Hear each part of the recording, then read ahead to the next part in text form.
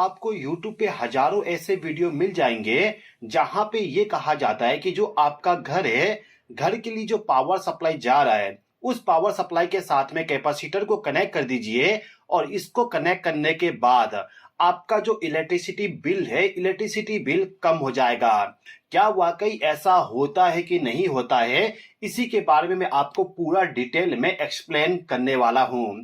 तो कैपेसिटर को कनेक्ट करने से इलेक्ट्रिसिटी बिल हमारा कम होगा कि नहीं होगा, उसको हम थोड़ा रुक के समझेंगे। सबसे पहले हम ये समझते हैं कि जो हमारे घर का इलेक्ट्रिसिटी बिल आती है, इलेक्ट्रिसिटी बिल किस कंडीशन में, यानी कि क्या करने पे कितना इलेक्ट्रिसिटी बिल आती है, उसको समझ लेते हैं। तो दोस्तों, आपके घर में जो भी बल्ब, फैन, जो भी इलेक्ट्रिकल डिवाइस आप इस्तेमाल करते हो, उस इलेक्ट्रिकल डिवाइस को जो पावर सप्लाई जाता है वो जाता है हमारे एनर्जी मीटर के द्वारा। और यही एनर्जी मीटर है जो कि हमारे इलेक्ट्रिसिटी बिल को कैलकुलेट करता है।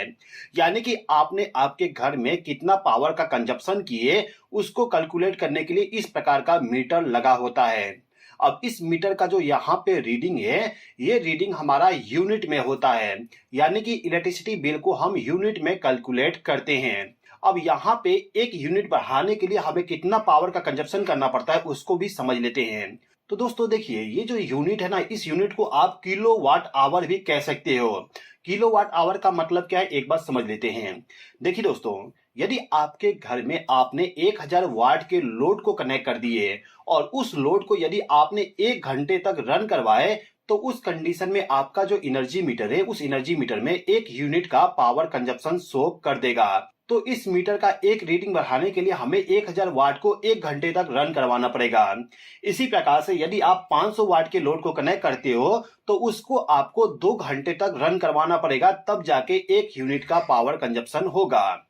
इसी प्रकार से यदि आप 200 वाट के लोड को कनेक्ट करोगे, तो उसको आपको 5 घंटे तक रन करवाना पड़ेगा, तब जाके 1 यूनिट का पावर कंजप्शन होगा। अब जितना भी यूनिट आपके घर में पावर कंजप्शन करोगे, उसको रेट से मल्टीप्लाई करके हमारे घर का इलेक्ट्रिसिटी बिल आ जाती है। यहाँ पर रेट का मतलब ये है कि 1 यूनिट कंजप्शन करने पे कितना रुपया आपको पे करना पड़ता है, उसका अमाउंट। ओके, अब हमारा मेन कॉन्सेप्ट ये है कि जो हमारा एनर्जी मीटर है, उस एनर्जी मीटर के साथ हम कैपेसिटर को कनेक्ट कर दे, तो उस कंडीशन में हमारा इलेक्ट्रिसिटी बिल कम होगा कि नहीं होगा। तो इसको समझने के लिए हम यहाँ पे एक कैलकुलेशन करते हैं। तो यहाँ पे हमारे पास में एक क्वेश्चन दिया गया है, find the total power consumption in a home in which load is running continuously for 1 hour. यानी कि 1 घंटे तक हमारा कंटिन्यूअसली पावर कंजप्शन हो रहा है, जिसमें वोल्टेज है 230 वोल्ट, करंट है यहाँ पे 25 एम्पियर और पावर फैक्टर है 0.6। तो ये जो क्वेश्चन है, इस क्वेश्चन को हम सोल्व करना चाहें तो इसको सोल्व करने के लिए हमें इस फॉर्मूला का इस्तेमाल करना पड़ेगा। जैसे कि मैंने आपको स्टार्टिंग में बताया कि यदि हम 1000 वाट के लोड को 1 घंटे तक रन करवाएंगे, तो उस कंडीशन में 1 यूनिट का पावर कंजप्शन होगा। तो हमारे इस घर में पावर कंजप्शन को हम वाट में फाइंड आउट करेंगे, और वाट में पावर कंजप्शन को फाइंड आउट करने के लिए आपको इस फॉर्मूला का इस्तेमाल करना पड़ता है। अब ये जो फॉर्मूला, ये केवल सिंगल फेज पावर सप्लाई के लिए है। यदि आपके घर में 3 फेज का पावर सप्लाई आता है, तो उस कंडीशन में आपको इस फॉर्मूला का इस्तेमाल करना पड़ेगा। तो फिलहाल के टाइम पे हमारे घर में सिंगल फेज का पावर सप्लाई जा रहा है, तो सिंगल फेज का ही कैलकुलेशन करके मैं आपको एक्सप्लेन करूंगा। अब यहाँ पे जो फॉर्मूला है, इस फॉर्मूला पे इस वैल्यू को पुट कर देता हूं, तो हमारे सामने ये वैल्यू आ जाएगा, जिसमें वोल्टेज है 230 वोल्ट, करंट है 25 एम्पियर और पावर फैक्टर है 0.6। अब यदि मैं इन सभी को मल्टीप्लाई कर दूं, तो मेरे पास में आंसर आ जाएगा 3450 वाट। अब इस वाट को यदि आप यूनिट में कन्वर्ट करना चाहोगे, तो आंसर आ जाएगा आपके पास में 3.45 यूनिट। तो ये जो घर है, इस घर में 1 घंटे में 3.45 यूनिट का पावर कंजप्शन किया जा रहा है। अब यहाँ पे हम क्या करते हैं कि ये जो पावर सप्लाई इस घर में जा रहा है, इसी के साथ हम कैपेसिटर को कनेक्ट कर देते हैं। अब यहाँ पे कैपेसिटर कनेक्ट करने पे क्या होता है, उसको समझ लेते हैं। तो दोस्तों, कैपेसिटर को कनेक्ट करने से हमारा जो पावर फैक्टर होता है, उस पावर फैक्टर को हम इंप्रूव करते हैं। अब पावर फैक्टर क्या होता है, एक बात समझिए। देखिए दोस्तों, जो हमारे घर का पावर सप्लाई होता है, उस पावर सप्लाई का जो वोल्टेज और करंट है, ये जो यहाँ पे ग्रीन वाली लाइन है, ये है वोल्टेज का, और ये जो रेड वाली लाइन है, ये है करंट का। तो वोल्टेज और करंट जो होता है वो दोनों साथ में चलना चाहिए। यदि आपका वोल्टेज और करंट साथ में चलता है तो उसको हम कहते हैं यूनिटी पावर फैक्टर, यानी कि आपके घर का पावर फैक्टर बहुत ही अच्छा है। इसके बाद जो आपके घर का वोल्टेज और करंट है उसमें यदि वोल्टेज पीछे रह जाता है और करंट आगे चलता है तो उसको हम कहते हैं lagging power factor. Lagging power factor तब होता है जब आपके घर में इंडक्टिव लोड को कनेक्ट करते हो। इंडक्टिव लोड का मतलब कि आपके घर में यदि मोटर को कनेक्ट कर दोगे तो आपके घर का जो वोल्टेज और करंट है वो आगे पीछे हो जाएंगे। वोल्टेज पीछे रहेगा, करंट आगे हो जाएगा। ओके, इसी प्रकार से यदि आपके घर में कैपेसिटिव लोड कनेक्ट किया गया है तो उस कंडीशन में जो करंट होगा वो पीछे हो जाएगा और जो वोल्टेज है वोल्टेज आगे हो जाएगा। और यदि आपके पावर सप्लाई में वोल्टेज आगे चल रहा है और करंट पीछे है तो उसको हम कहते हैं लीडिंग पावर फैक्टर। ओके, तो नॉर्मली हमारे घरों में मोटर कनेक्ट किया जाता है जिसके वजह से हमारे घर का पावर फैक्टर लैग हो जाती है।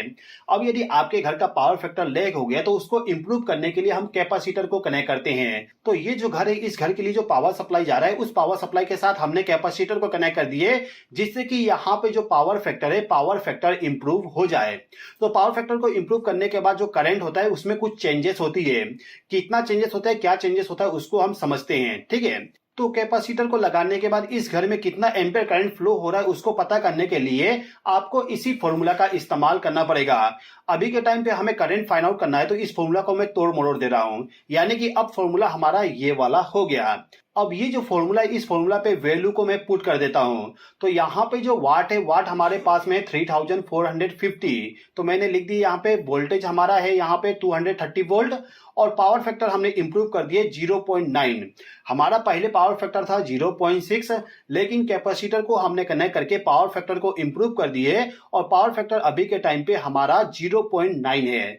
तो इसको पुट करने के बाद यदि हम करंट को फाइंड आउट करेंगे तो आंसर आ जाएगा हमारे पास में 16.66 एम्पियर।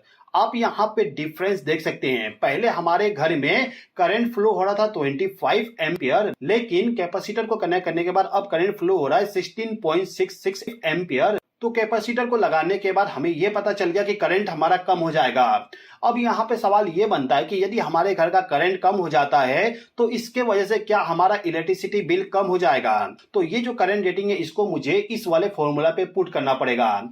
तो इस फॉर्मूला पे यदि मैं पूरा डिटेल को ऐड कर दूं तो हमारे पास में ये इक्वेशन आ जाएगा। वोल्टेज 230 वोल्ट है, करंट यहाँ पे 16.666 है और पावर फैक्टर हमारा 0.9 है। इसको यदि मैं मल्टीप्लाई करूं तो मेरे पास आंसर आ जाएगा 3450, यानी कि पहले जितना पावर कंजप्शन हो रही थी उतना ही पावर कंजप्शन अभी भी हो रहा है। इसको आप एक तरीके से और समझ सकते हो कि जो हमारा एनर्जी मीटर है, इस एनर्जी मीटर में जितना यूनिट पहले बढ़ रही थी 1 घंटे में, उतना ही पावर कंजप्शन अभी भी हो रहा है। यानी कि जो हमारे घर में पहले वोल्टेज 230 था, 25 एम्पियर करंट फ्लो हो रही थी और पावर फैक्टर कम था, उस समय भी हमारा पावर कंजप्शन 3.45 यूनिट हो रही थी।